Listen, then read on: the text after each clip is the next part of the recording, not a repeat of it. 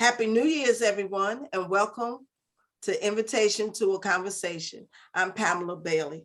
One of my returning guests is Regina McDuffie, the city manager.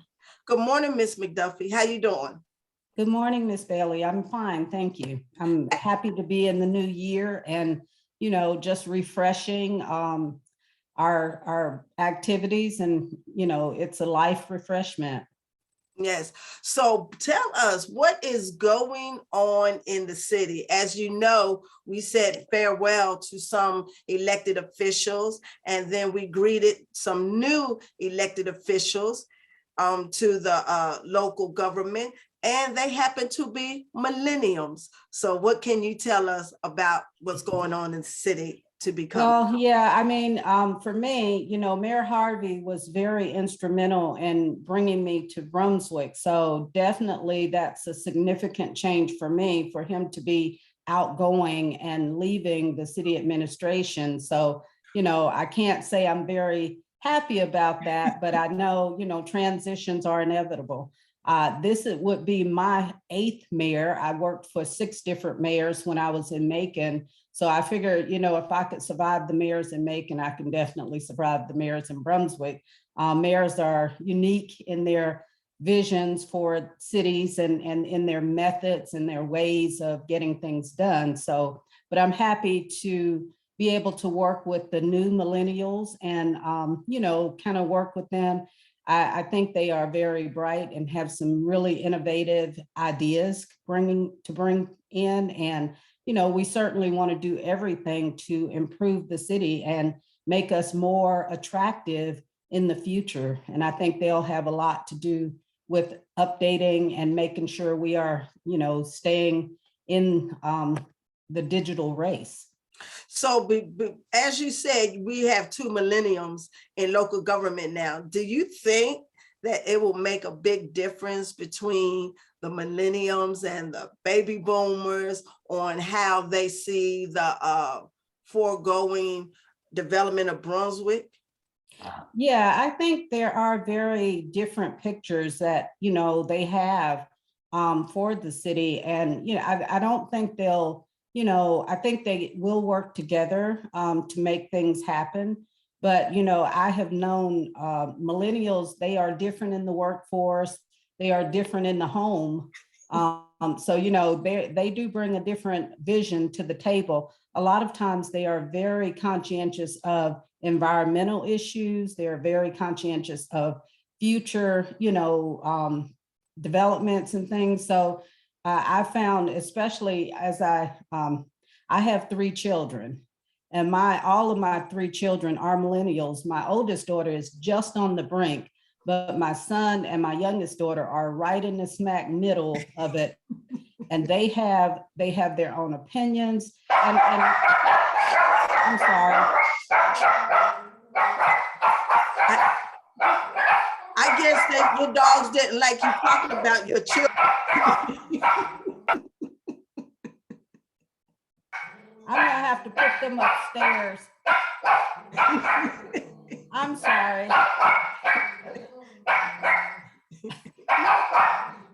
Knock it off. I opened the window for the light. Can we pause? Yeah. Can we pause? Because I need to take them upstairs. Okay, go ahead.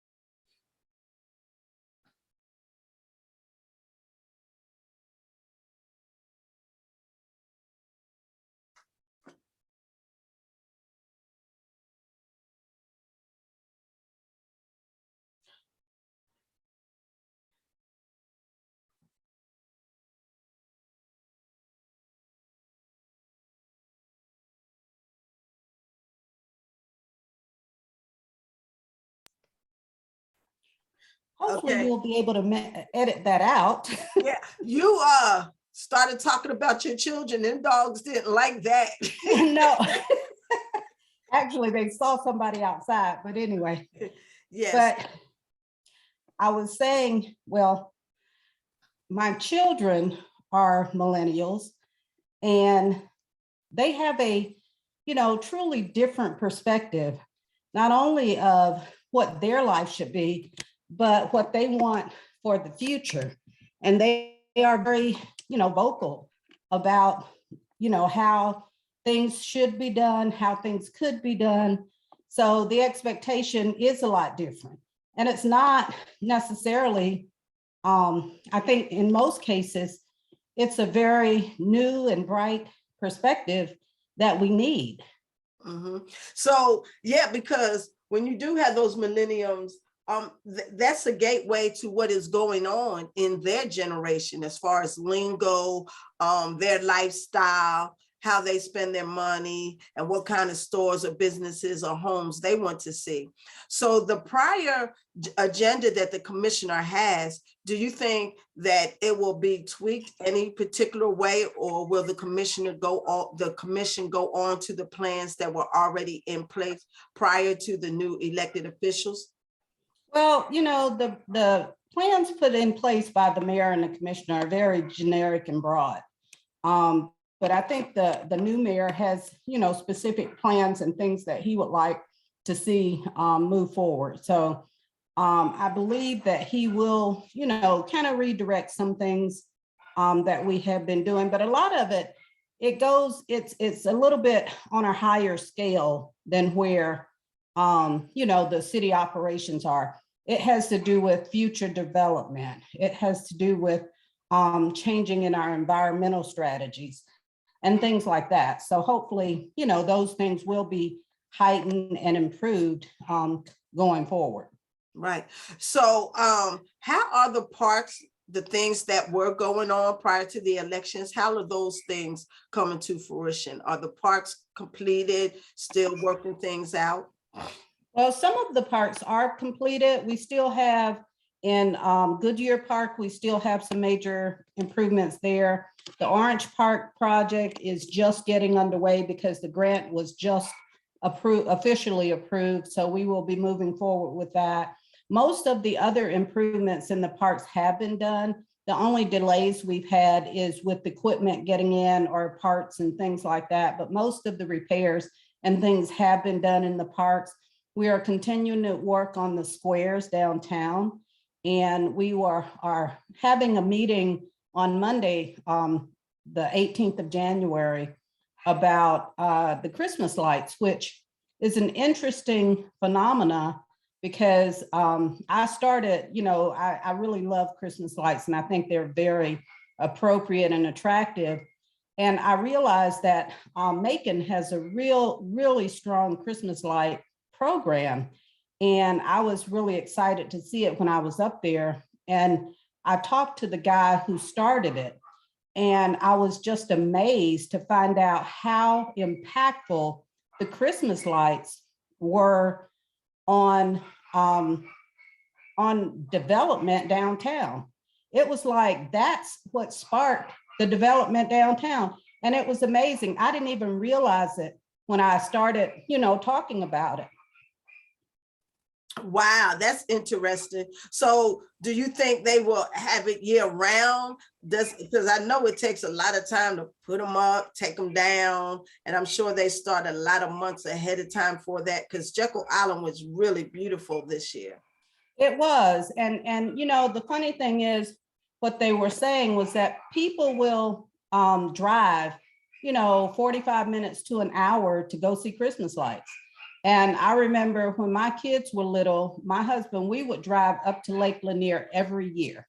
We probably did that 15 years in a row to see the Christmas lights up at Lake Lanier. So, it could be a catalyst for, just attracting people to downtown Brunswick when they're here during the season.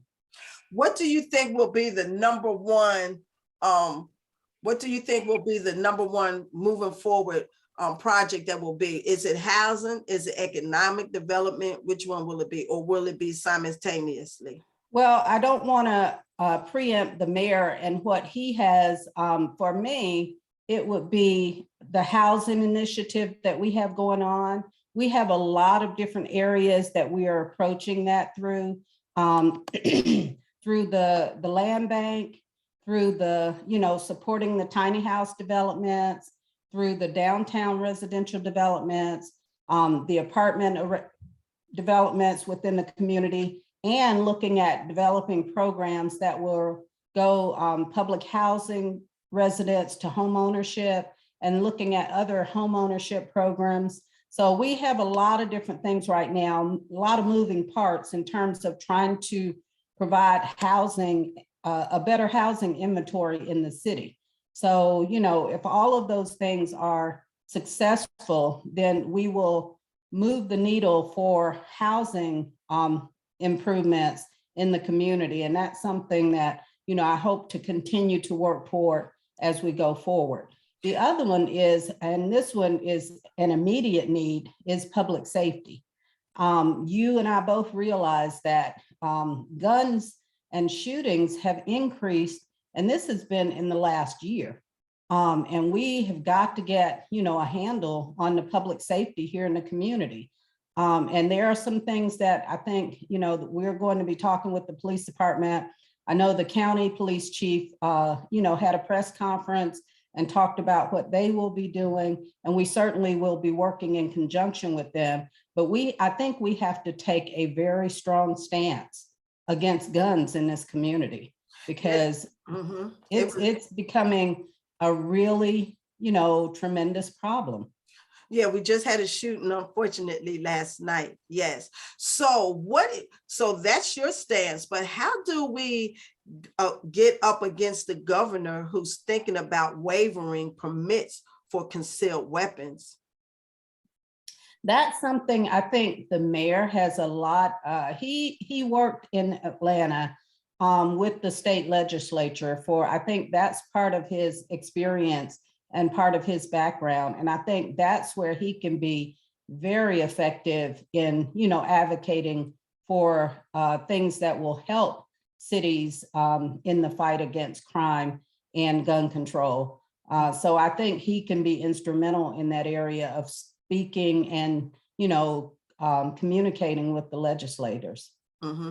Are you familiar with the CDBG thing in the city that was? Yes. So where are we at right now? Is it a standstill with repairs on the roofings from the storms? No, we actually have different programs that we're working through. There's some repairs being done through our normal CDBG. That's a annual allocation. And normally we are really right now starting to put out the information regarding how we will use our CDBG dollars going forward. I really would like for it to be more impactful on homes and directly, but it's been a challenge to, rehabilitate homes because of some of the restrictions and limitations that the program has.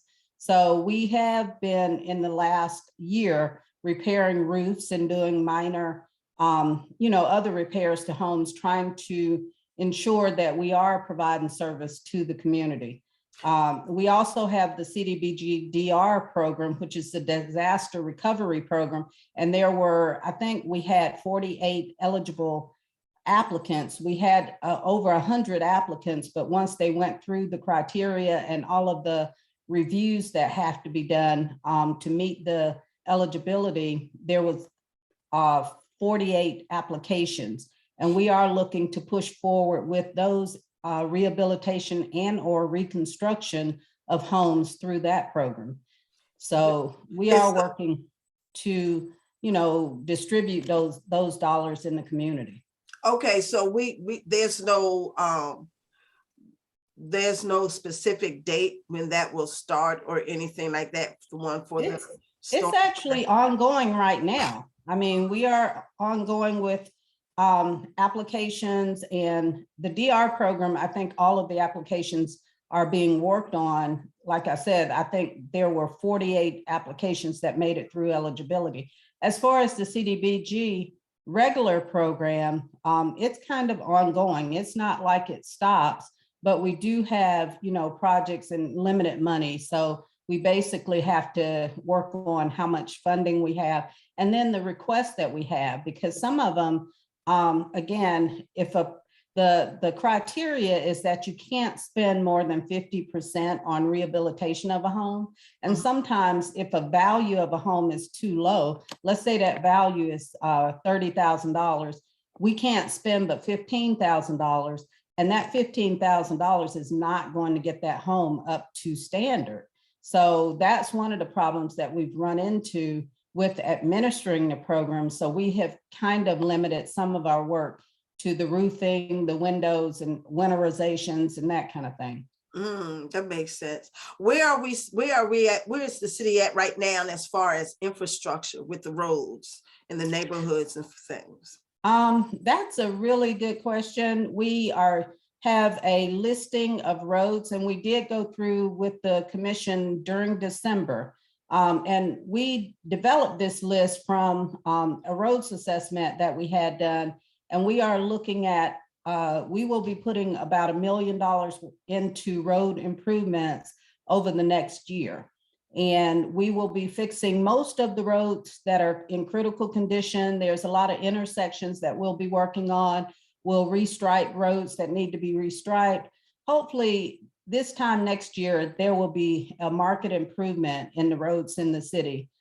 We do have a lot of roads. I think it's at least 20 different streets that will be impacted. And most of the ones that are Albany Street, I think, has some work. I know Habersham has a lot of work that's going to be done. And then, road improvements in some of the neighborhoods.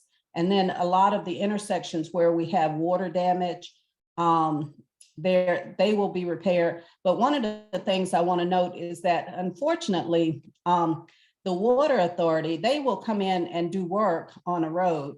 And then they'll leave, and they'll patch it a little bit, but then they have a lot of areas where they need to go back and repair. And we have given them a listing of areas of needs for their repairs to be done. They have been running into problems with getting a contractor to do these small repairs. You can get a contractor to come in if you have a $300,000 project or $1 million project. But when you have a $30,000 or $50,000, it's hard to get them to come in. So they've been running into problems with that. But we are working in conjunction with them and wanting them to repair their repairs, and then we repair ours. And hopefully, like I said, over the next year, you will see some improvements in the road conditions in the city. So I know they're still working on Magnolia Park. Are they about finished with Magnolia Park? And will College Park be one of the subdivisions that will be worked on for infrastructure this year? Yes, Magnolia Park, we are finished with phase 1. We are starting on phase 2. Phase 2 is about 8 months. So by the end of, let's say, September, Magnolia Park should be completed. College Park, we are just starting. We sent in application for the funding for College Park. We are asking the state to provide $10.6 million on that. And we are also going to put in about $1.4 million from the city and county. And so that's a $12 million project, and it should hopefully be starting mid-spring.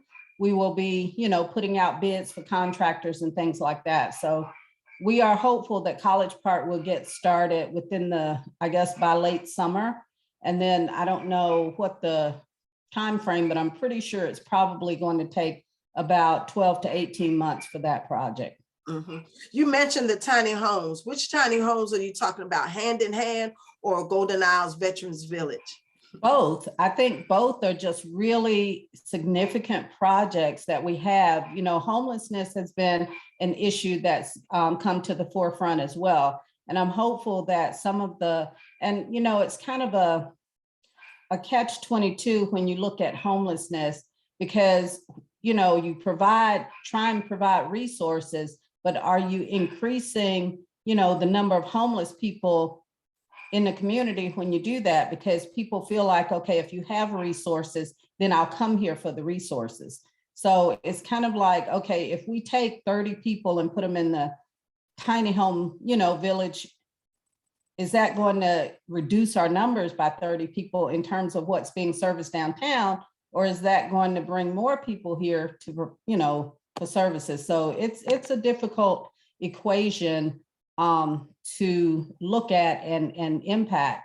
But I am excited about both of the tiny home communities because I think they will definitely help some of our disadvantaged people. I certainly support the veterans because, you know, I feel like, and I have always felt like that our country should have given every veteran, whoever did, you know, served in the military, especially served in the wars, they should have had a home to come to that was bought and paid for when they got back. Mhm. And I've always said that. So this provision, although, you know, I think it's certainly something that's definitely needed. And we are working to provide support for that and help in any way we can with these projects. Now, I want to touch bases on what you said about affordable housing. Affordable housing is that term, it means affordable to whom. So, you know, as we said, and as you said before, will some of the homes being built will be just a little bit less expensive for millennials to afford and get into, because right now the market has 1 bedrooms to 2 bedrooms on up, starting at $1,100 a month. Yeah, it's a hard, that's hard because right now I have asked and just talked to different contractors just to ask a simple question about where we are in the market. And, you know, okay, if we built a house that was 900 to 1,000 square feet, which, you know, could be a 2-bedroom, 2 baths, whatever, how much would that cost? And it is very hard right now to build anything under $100,000. But if you get proper financing of $100,000 house, you should be able to get that reasonably under like $600 to $700.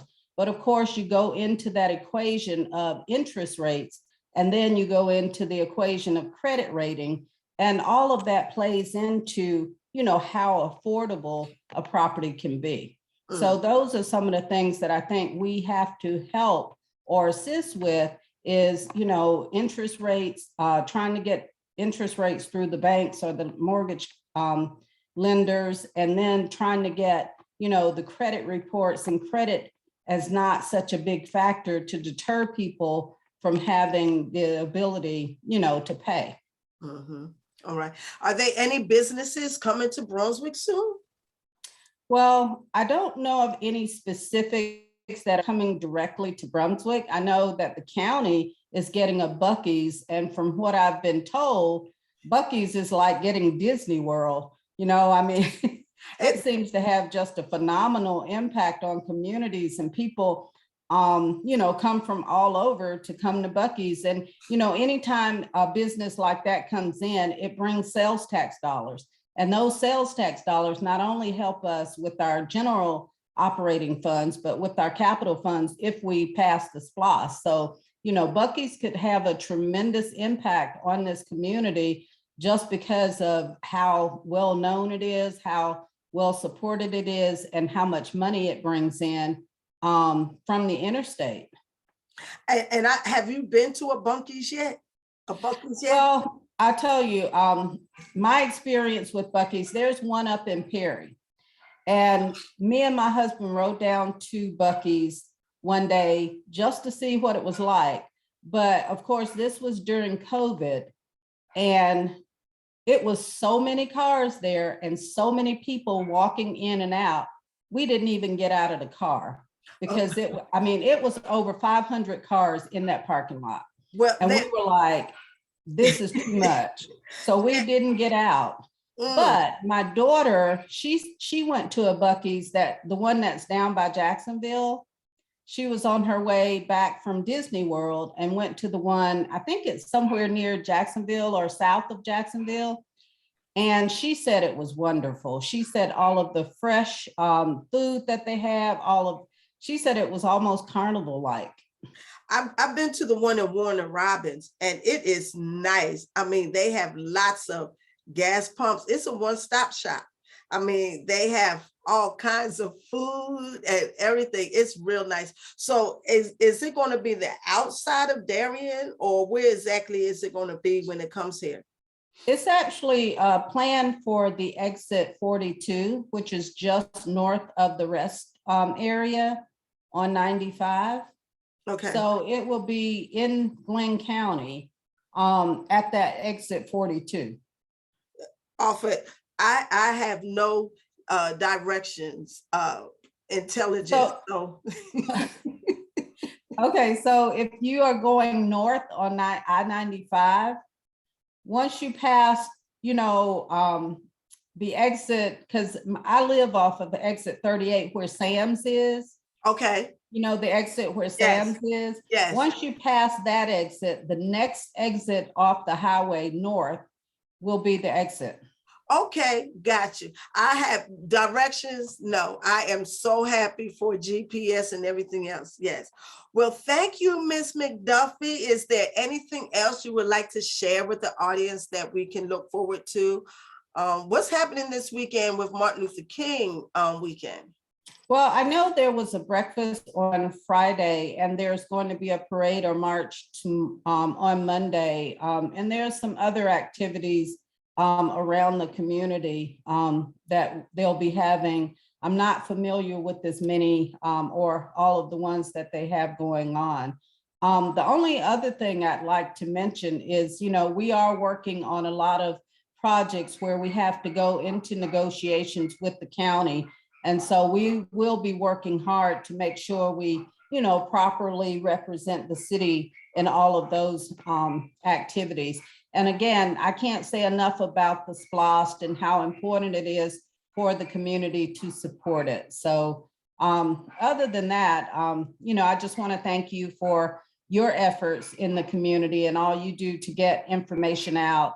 I think there's a couple of people who have come up to me and spoken and said they heard me on this conversation piece. So that's, to me, it's really good to know that people are listening, people are, informed and engaged in the community. As a matter of fact, one of the things I failed to mention was we are looking at more community engagement and looking at ways we can bring people who normally don't, talk or get involved with government into our government conversations. We have established, we have MPAs that are established, but we also have one that's starting up on the college campus at the Coastal College of Georgia. And we also have one starting, or a group that's starting in the public housing, which I think you're familiar with. So those are areas, that'll get us the millennials who from the college, and it'll also get us some of the people who, don't necessarily engage in government. And we want to let them know that they are just as important, and we are here to serve them, as much as we serve anyone else in the community.